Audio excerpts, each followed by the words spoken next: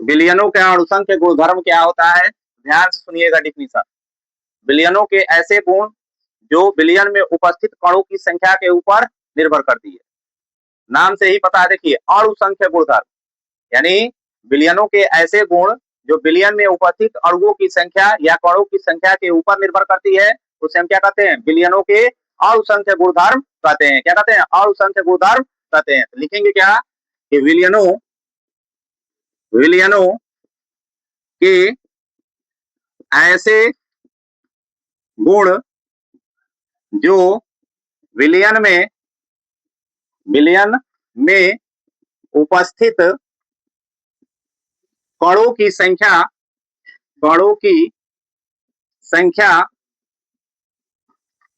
पर निर्भर करती है, उसे विलयनों के अणुसंख्य गुणधर्म कहते हैं। अणुसंख्य गुणधर्म कहते हैं जो निम्न प्रकार के होते हैं। निम्न प्रकार के होते हैं लिखिए, या 4 प्रकार के होते हैं, ये भी आप लिख सकते हो। पहला था वाष्प दाब का अवनमन, आपेक्षिक अवनमन, इंग्लिश में कहेंगे relative lowering of vapour pressure, relative lowering of vapour pressure. दूसरा होता है क्वथनांक का उन्नयन, एलिवेशन ऑफ बॉइलिंग पॉइंट। तीसरा होता है हिमांक का अवनमन, इसको कहते हैं डिप्रेशन ऑफ फ्रीजिंग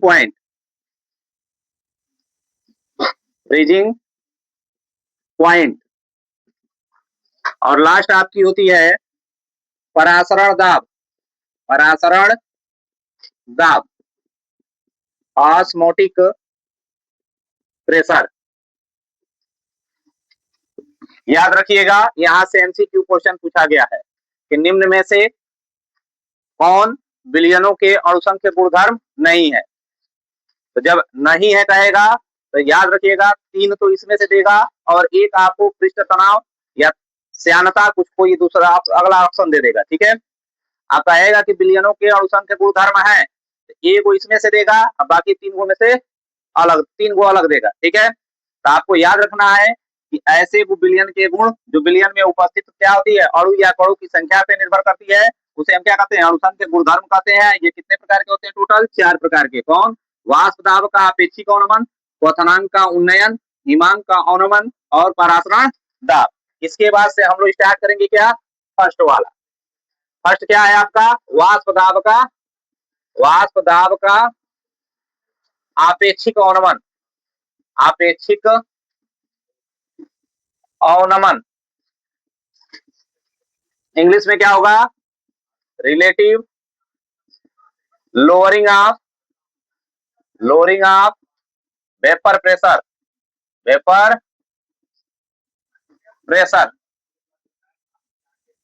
वाष्प दाब आपको पढ़ा दिया गया है ना, ध्यान देंगे। ये आपका बर्तन है, ठीक है, और इस बर्तन में आप कोई द्रव पदार्थ लिए हैं। क्या लिए हैं? द्रव पदार्थ लिए हैं। तो एक चीज याद रखिएगा, देखे बाबू, आपने क्या किया? एक बर्तन लिया और उस बर्तन में आपने द्रव पदार्थ ले लिया। क्या ले लिया? द्रव पदार्थ के रूप में नॉर्मली हम लोग किसको लेते हैं? जल को। किसको लेंगे? जल को लेंगे। मान लीजिए इसमें जल आप भर लिए। याद रखिएगा जो द्रव पदार्थ होते हैं उनके पास अपनी उष्मीय ऊर्जा पाई जाती है। क्या पाई जाती है? अपनी उष्मीय ऊर्जा पाई जाती है, हीट एनर्जी उसमें होती है। और उस उष्मीय ऊर्जा के कारण इनमें क्या पाई जाती है, इनके अणुओं में गतिज ऊर्जा पाई जाती है। क्या पाई जाती है, गतिज ऊर्जा पाई जाती है। और उस गतिज ऊर्जा से जो आपके इसके भीतर जो भी द्रव पदार्थ है उनके अणु जो होते हैं टेढ़ी मेढ़ी गति करते हैं और एक दूसरे को टक्कर मारते हैं, टेढ़ी मेढ़ी गति करते हैं और एक दूसरे को क्या करते हैं, टक्कर मारते हैं। मान लो कि ये कण इधर से इधर गया तो यहाँ के कण को टक्कर मारा, मान लो ये कण इधर आया तो इधर को टक्कर मारा, इधर गया तो इधर के कण को टक्कर मारा, इधर आया तो इधर के कण को टक्कर मारा, इधर आया तो इधर मारा। ऐसे ये सभी कण एक दूसरे से टकराते रहते हैं और टकराने के कारण इनके भीतर क्या होती है, होता क्या है कि एक टेढ़ी मेढ़ी गति मिलती है जिसे ब्राउनियन गति भी कहा जाता है, क्योंकि ब्राउनियन नामक वैज्ञानिक ने खोजा था। और इस गति के कारण जो जल या द्रव के अणु होते हैं कभी बर्तन की तलहटी पे बैठते नहीं या बर्तन के तल पे कभी बैठते हुए आपको दिखाई नहीं देते हैं। चीनी उनी डालते होंगे तो देखते होंगे पहले जाकर तल पे बैठ जाता होगा। लेकिन ये द्रव कोई भी मिला दीजिए, द्रव के पास अपनी उष्मीय ऊर्जा होती है। कौन सी ऊर्जा होती है, उष्मीय ऊर्जा होती है। इस उष्मीय ऊर्जा के कारण इनमें कौन सी ऊर्जा पाई जाती है बाबू, गतिज ऊर्जा पाई जाती है। और इस गतिज ऊर्जा के कारण ये क्या होते हैं, इनके जो कण होते हैं एक दूसरे को टक्कर मारते रहते हैं और टक्कर मारने के कारण वो क्या होते हैं, बर्तन की दीवारों पे बर्तन के तल पे नहीं बैठते हैं। जरा सोचिए कि जब ये इधर टक्कर मार रहे होंगे तो बर्तन की सतह की तरफ पाए जाने वाले जो कण होते हैं वो बर्तन की दीवारों पे टक्कर मारेंगे। कहाँ मारेंगे, बर्तन की दीवारों पे टक्कर मारते हैं। साथ में जो द्रव के अणु क्या होता है, सतह पे पाई जाती है, वह स्वतंत्र छोर पे भी क्या करती है, टक्कर मारती है। क्या करती है, स्वतंत्र छोर पे भी टक्कर मारती है। और टक्कर मारकर यहाँ जो दाब आरोपित करती है, इसी दाब को हम लोग पढ़े थे वाष्प दाब। क्या पढ़े थे कि किसी द्रव के अणु के द्वारा जो स्वतंत्र छोर पे क्या किया जाता है, टक्कर मार के दाब आरोपित किया जाता है, इस दाब को ही कहा जाता है वाष्प दाब। और क्यों यह वाष्प दाब लगाते हैं, ताकि यह द्रव अवस्था से वाष्प अवस्था में परिवर्तित हो जाए। लेकिन ये परिवर्तित हो नहीं पाते हैं, उसका मुख्य रीजन है इनकी विपरीत दिशा से एक दाब कार्य करती है जिसे कहते हैं वायुमंडलीय दाब।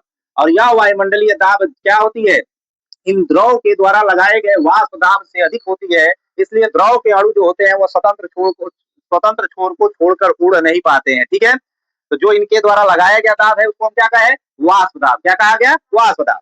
अब इसमें आप कोई अवाष्पशील पदार्थ भूल दीजिए, जैसे अवाष्पशील पदार्थ में हमने चीनी ले लिया, कौन सा पदार्थ है, अवाष्पशील पदार्थ है, अवाष्पशील पदार्थ है।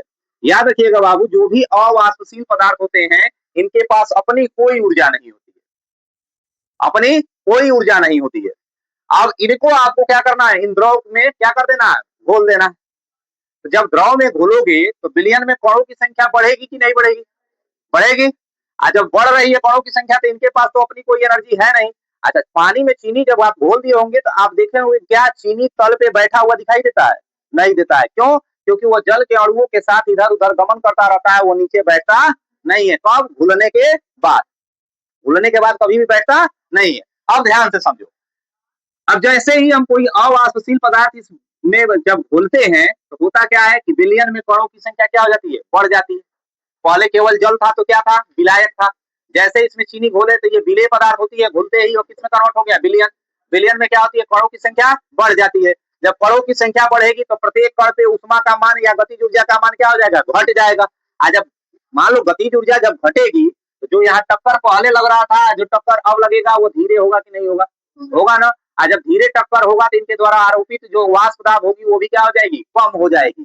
तो वाष्प दाब में होने वाली इस प्रकार की कमी को ही कहते हैं हम वाष्प दाब का अवनमन। क्या कहते हैं, वाष्प दाब का अवनमन। जब वाष्प दाब के अवनमन में हम शुद्ध विलायक के वाष्प दाब से हम क्या करते हैं, अनुपात उनका निकाल लेते हैं, तो वह कहलाता है आपका वाष्प दाब का आपेक्षिक अवनमन। क्या कहलाता है, वाष्प दाब का आपेक्षिक अवनमन। लिखेंगे इसमें, किसी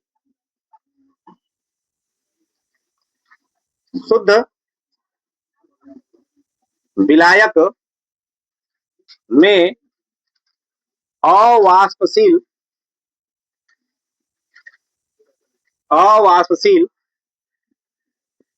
विलेय पदार्थ मिलाने पर उनमें कणों की संख्या बढ़ जाती है, जिससे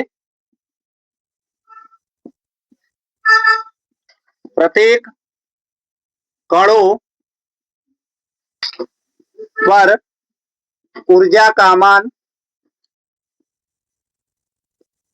घट जाता है, इसलिए अणुओं, जिसे हम कण कह रहे हैं, का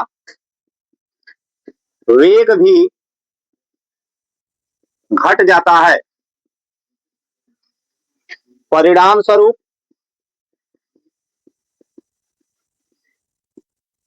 वाष्प दाब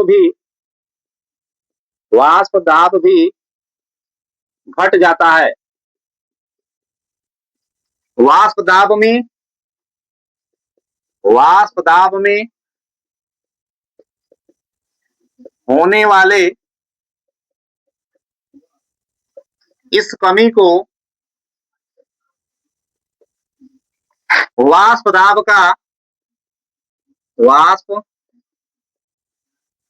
का अवनमन कहते हैं। अवनमन कहते हैं। क्या लिखें कि जब शुद्ध विलायक में कोई अवाष्पशील विलेय पदार्थ घोलते हैं तो इसमें कणों की संख्या बढ़ जाती है। जब कणों की संख्या बढ़ती है तो प्रत्येक कण का वेग घट जाता है। वेग घटने के कारण क्या होता है, जो यहाँ पे लगने वाला दाब होता है वो दाब भी घटता है। तो इस दाब की होने वाली कमी को ही क्या कहते हैं, वाष्प दाब का अवनमन कहते हैं। शुद्ध विलायक का वाष्प दाब बराबर हम क्या मान लेते हैं बाबू, पी। जब विलेय पदार्थ घोल दिए तो क्या बन गया, विलयन का वाष्प दाब बराबर हो जाए पीएस। क्या हो जाए, पीएस। तो वाष्प दाब में अवनमन, वाष्प दाब में अवनमन को कहेंगे डेल्टा पी। क्या कहेंगे, देखो विलायक का वाष्प दाब अधिक था, विलयन में जब बना तो वाष्प दाब कम हो गया। तो कभी कमी या अवनमन मतलब होती है कमी या वृद्धि ज्ञात करना होता है तब क्या करते हैं, अधिक वाले में से कम वाले को घटा देते हैं। तो हम क्या करेंगे, वाष्प दाब में अवनमन ज्ञात करना होगा तो शुद्ध विलायक के वाष्प दाब में से विलयन के वाष्प दाब को घटा देंगे, यानी इसे लिखेंगे पी माइनस पीएस। क्या लिखेंगे, पी माइनस पीएस। वाष्प दाब में अवनमन बराबर हो जाएगा डेल्टा पी बराबर पी माइनस पीएस। इसलिए ध्यान देंगे वाष्प दाब का आपेक्षिक अवनमन,